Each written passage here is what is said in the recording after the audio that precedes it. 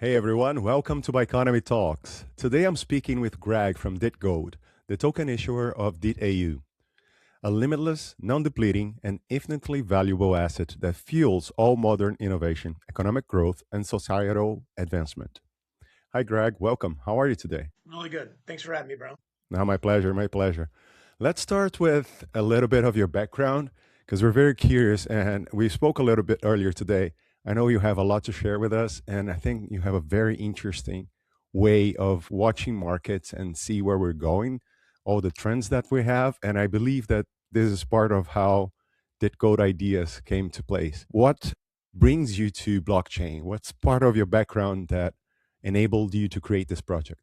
Well, the majority of my background is in mathematics and finance, but most importantly, data analytics and being able to, have some predictable outcome capabilities through data analysis. I think I adopted a lot of data analysis very early on. A couple interesting stories I heard just kind of turned me on to like, wow, you don't have to be going in the same direction what everybody else is doing. And if you read this, the opening intro to Super Crunchers, a guy predicted the best Bordeaux's in the south of France just by the weather patterns, but not by tasting fermented grapes. Who wants to taste that? He realized that the less more humidity, the less precipitation, the higher acidic value of the grape, and he called 1990 and 91 they'll be the most expensive Bordeaux's, and they are.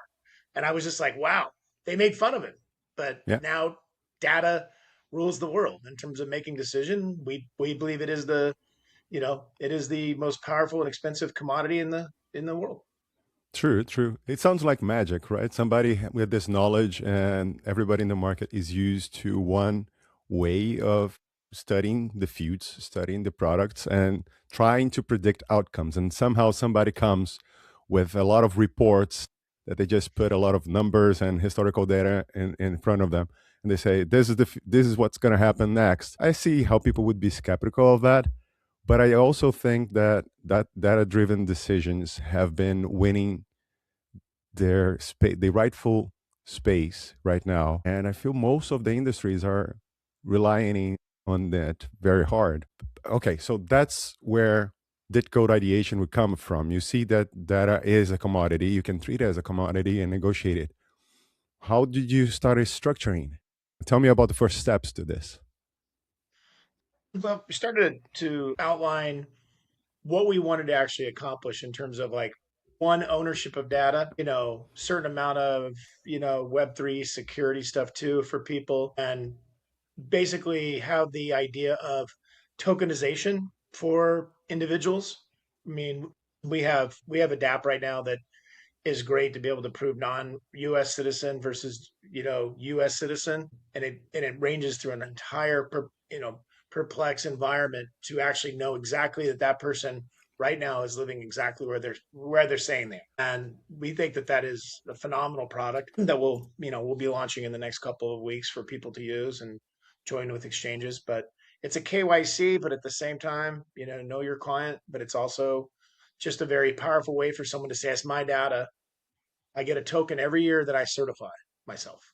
Um, you know, I think it's that's starting with the process of, okay, everybody says, okay, we're going to go on ChatGPT, or we've got different groups out there. I won't name their names in the stock market saying they're heavy on agents and stuff like that. And I said, well, I don't really need to know the weather if I'm going to eat outdoors. Like if I'm Matthew McConaughey, I mean, I could just look at my weather map, my weather app, right, on Apple. But I mean, to be able to really truly use the data through agent driven, you know, intelligence is phenomenal. It can be anything from legal. I mean, people with their divorces, maybe, divorce attorneys make more money than the people that split up at the end of the day.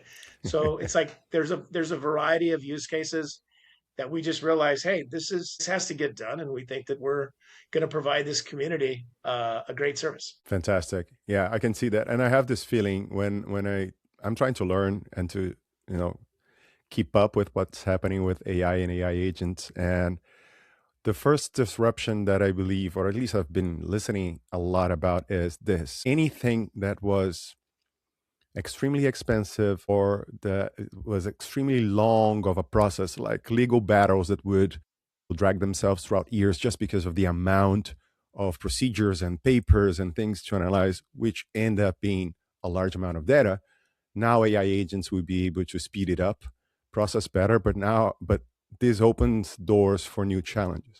Okay, so the first solution that is already out there, it's this KYC 2.0, let's call it there. It's more effective, it's tokenized, so probably there's a certain level of privacy protection and also a smart use of data. What's ready now? What's running with Ditcode? The token has been launched. What are the current utility and functions? I know about, let's talk about Ditau and what's coming next. Let's not spoil too much, but what's coming next, let's say in a month or two. We developed a contract that also has the ability to add the utility and the ability to have developers come on as well. What will be launched? Well, like we just talked about, the know your client, but also your token is going to be literally it's a 9-digit code that switches every 50 seconds. Okay. Actually, it's 59.9 seconds. We did that because of the true mathematical nature. That's actually the guidance system to the Tomahawk missile. It runs off of just under a 1 minute axis of the Earth. So that's how it does GPS. So we wanted to do, you got 59.9 seconds to put your code in, and it switches every 59.9 seconds.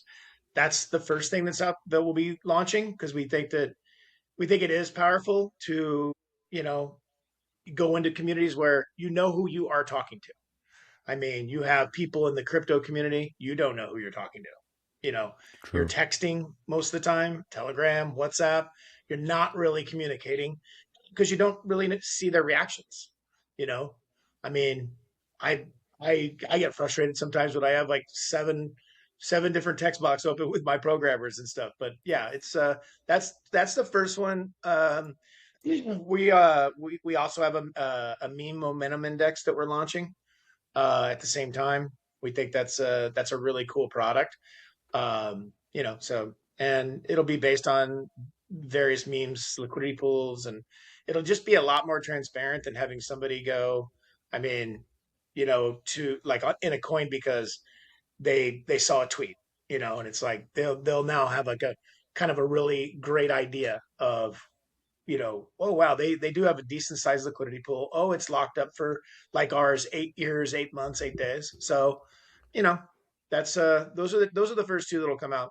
But there's plenty there's plenty more in the works, trust me. So Wonderful. All right. Before we get into the weeds of the tokenomics, because I'm curious about it, I noticed some interesting numbers and how they connect together.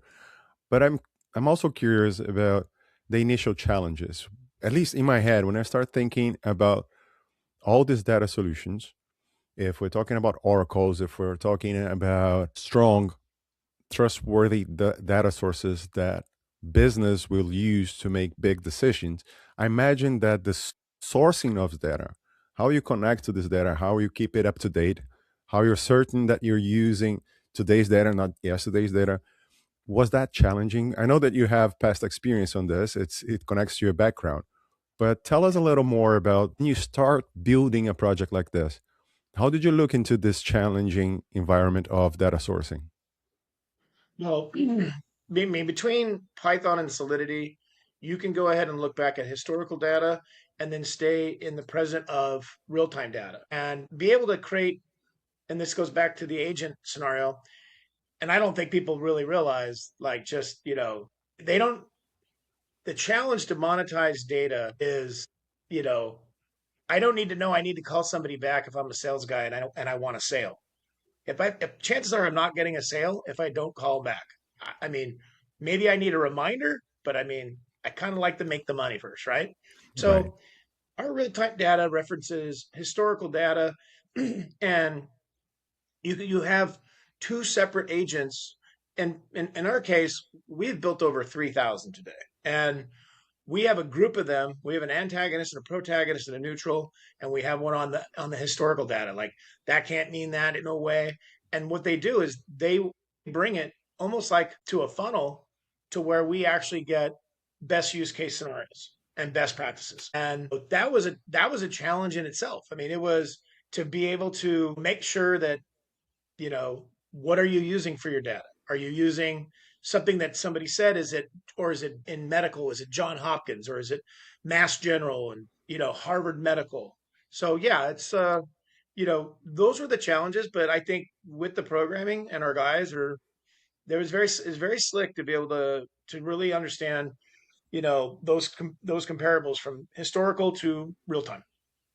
Right. And business will always be able to build their own KPIs and measure if their data solution is delivering what's promised. I have the impression that most people don't pay that much attention to how much of their personal or private data is out there and how it's used. And I know it's a part of Ditco's roadmap to allow people to be paid out of the data that they're sharing or that data sources that they can bring to the project.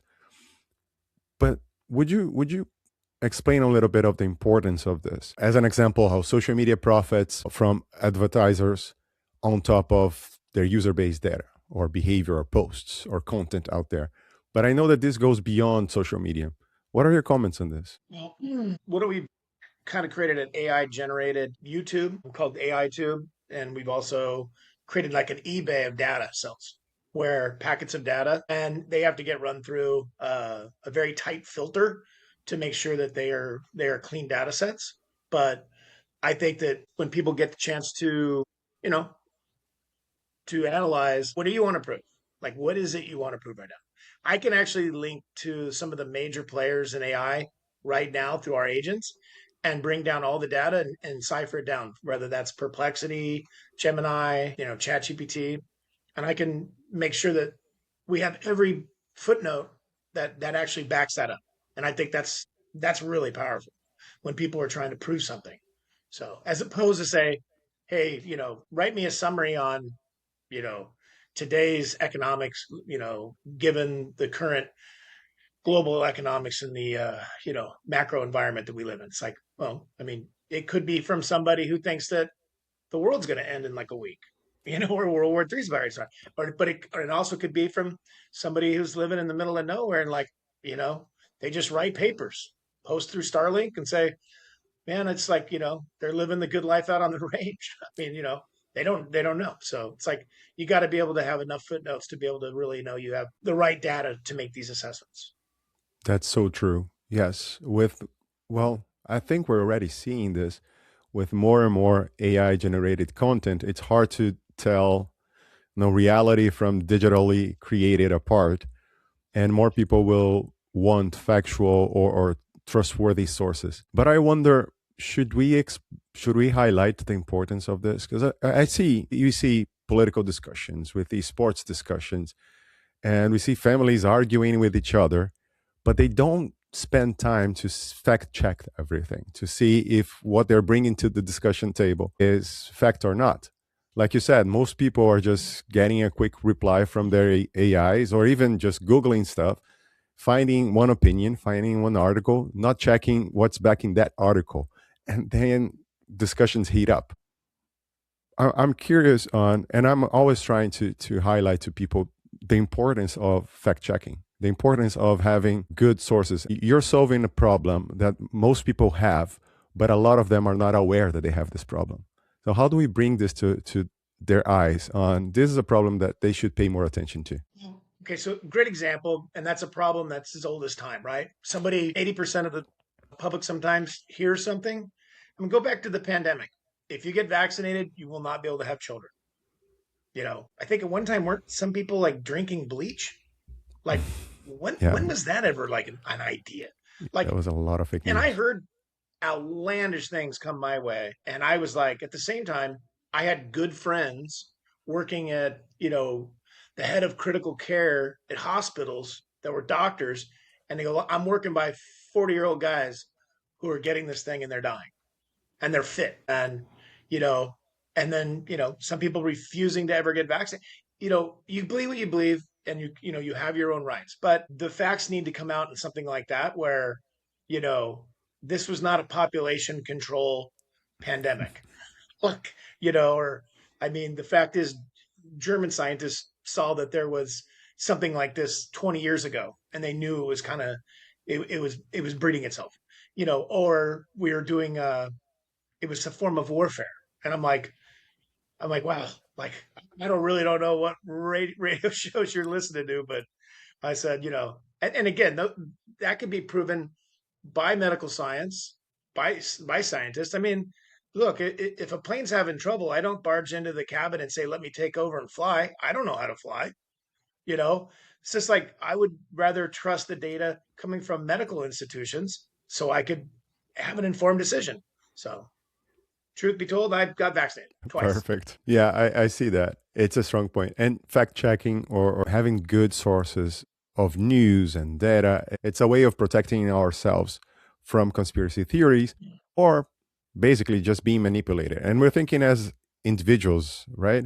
It's my personal beliefs and choices. But then when we bring this to business, the impacts of each decision grows a lot larger and business need to have reliable sources. Okay, let's shift gears. Let's get into tokenomics. I saw the white paper. I know that there are some documents coming next, and there's a lot of functionalities and platforms and new versions that will be launched over the next few months. But now I saw interesting numbers, a lot of eights in your white paper. The token is out there. It's trading well. We see good trading volume. The charts are looking good. Well, our Biconomy users should see that already. If they don't know, I invite all our listeners to check Ditau chart. But explain to us the initial tokenomics, if you have made any changes or if there are any changes coming next. No, there'll be no changes. Original liquidity pool was locked 8 years, 8 months, 8 days. Obviously, we have an infinity for for the infinity sign, the eight. So, but no, we launched with 388,888,888, and that was our liquidity pool that was locked. We have incentives for people to come into our community, help us grow our community, help us, champion our mission of data use products. So, yeah, so we have some incentives there coming in the future, airdrops as well. Yeah, so but there will be no change. It's locked. So there will be no increase. Right now, people can trade, people can purchase Ditau, they can lock it for staking rewards, and lots of functionalities will be launched next. What's in the roadmap for 2026? Well, I mean, we're happy that people are picking us up, whether it's MEXC, and we launched on Uniswap and then went to our DEX with you guys at Biconomy. Coinbase DEX just picked us up recently. Obviously we have our coin trackers. Our full launch now with the utility and just showing the viability of the product is going to, I think it's going to propel us, over the next, by the end of this year. I believe that I think first of all, I firmly believe that we'll leave the crypto winter and there'll be a thaw and that there'll be some winners. And I think, we might be stepping away from some of the meme coins maybe, and maybe we won't. I mean, Tesla is 150 times earnings. I'm probably not going to live two more lifetimes to ever see them knock away half that. So they have a powerful community. They believe in the mission of Tesla, right? So they built a community. I'm not saying meme coins can't. But now that we're getting into the true use of some of this technology that's out there now, it's huge. It's people coming onto our platform, people championing our message. I like the fact that we're poised for a really strong run to the upside, I believe. We spoke about a few launches. Is there any hard dates on what's coming next? I mean, Yeah, we'll release in 2 weeks the utility white paper because I need people to actually. It's brief, but it's very easy to understand, and I believe that that kind of conciseness kind of helps people. I mean, look, I know I have a lot of friends out there. They say you weren't a believer in Bitcoin, and I said, okay, look, I still don't really totally know what it's backed by, okay, but I know that it's integrated into our economic system now to a point that it's like almost too big to fail now. It's like the hyperscalers of. There was some data out recently that Amazon's GDP is, I don't know, bigger than an entire country, and Meta is bigger than Egypt and blah, blah, blah. And I don't know what that has to do with, but they're too big to fail. I think Bitcoin is too. I think from a transactional side, Ethereum is as well. But now it's like, are you going to have true utility coins that are going to actually extract that value and then bolster the use case of that pair on ERC20 or BEP20? So, yeah, I mean, again, I've sat here, tell people I don't totally know what that does in Bitcoin, but I want to give people a product where they know exactly what DIT Gold is doing. And it is, DIT stands for data is the gold. We call it DIT AU from the periodic table. We believe that, as people look, you've got synthetic intelligence now creating apps and creating amazing products. And they're doing it because of data. And then there's data coming through that. So they'd be collected. It's Yeah, today's way and of being smart. that's for sure. Data management, data warehouses, we see that's the big move now. All right, we talked a little bit. Maybe it's interesting for us to extend on what are your expectations for the state of the market for this year. Like you said, Bitcoin and Ethereum are too large to fall. We are probably going through certain level of crypto winter. We might have I'm optimistic. I'm always optimistic. I'm always thinking that we were going to have bounce back and breakout upside. But eventually, the industry has either a 4-year cycle or has its ups and downs, and it's part of it. It's healthy to have markets are healthy when they correct. What are your expectations for this year? Do you think it's going to be more sideways movement? Do you think we might still bounce up and then correct, have a major correction towards the second semester? And if so, is it more of is it a time to pay attention on trading charts, or is it a time that there's a lot of structure being built and it's good for our traders to pay attention to what's coming up from builders? The crypto markets aren't immune to the equity markets overall look of like they don't like indecision, plain and simple. I think there's a lot of structure moving forward that we will see, primarily because we see governments now making market making news over weekends, which used to never happen. You can't put all of Wall Street or the London Stock Exchange or the TSX and up in Canada or the Nikkei or Hang Seng. You can't make these huge gaps where people have positions on that could be vastly going against them, and they're running the financial institutions. They do that over the weekend now, which is why I believe that a lot of the foundation that you're kind of indicating or you're asking me about is going to be tokenomics, because it's a 365-day, 24-hour a day market. And if you're going to make, market making news, then you better be able to actually act on that. Rather their algorithms or their trading agents or bots, whatever that may be. I believe that foundation is what's getting built right here. I just believe that we have to leave the indecision with geopolitical environment, some of the other, things that have come up with the total effect of tariffs. I mean, so we leave indecision. I think, yeah, you will see your rebound quite handsomely. But in the meantime, I think it's really us putting our head down into, you know, showing the real utility and monetization of data. And I think that a lot of tokenomics, some good tokens will be the winners out of this, that realize that we're switching to that 24-hour a day, 365 market. 100%. That's for sure. That's for sure. Greg, where our users can find out more about DitCode? Where is your community? Our website, ditgold.com. Obviously, we've been really busy with our program recently, but with our programming, we will be putting out a lot more information in terms of blog spots. And I know we have 2 or 3 people that want to do their reviews to us and talk just to get a better handle on, what it is we're doing. But they can go to ditgold.com. We have varieties of socials, from Twitter to Discord, or I should say X, Discord, and Telegram.